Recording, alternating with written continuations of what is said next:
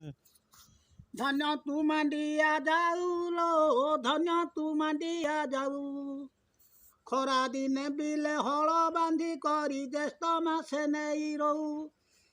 ରୋଇଲେ ମାଣ୍ଡିଆ ନୋହିଲେ ଜେଠିଆ ପାଣି ତେଣ୍ଡିବାକୁ ଯାଉ ବାବୁ ଭାଇ ଯାଇ ତେଣ୍ଡାରେ ଚଢ଼ନ୍ତି ଛିନାନ୍ତି ନଣନ୍ଦ ବୋହୂ ଲୋ ଧନ୍ୟ ତୁ ମାଣ୍ଡିଆ ଯାଉ ଲୋ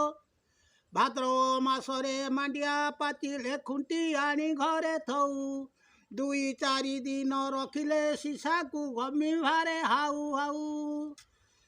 ଆଶ୍ୱିନ ମାସରେ ପଦର ଜାଗାରେ ଚାଉଳି ମାଣ୍ଡିଆ ବୋହୁ ବାରିଆ ଦିଆଜ ଖାଇଯିବେ ବୋଲି ସଞ୍ଜବେଳେ ଯାଇ ବହରା ପକାଇ ନିଆଁ ବର ଧରି ସଉ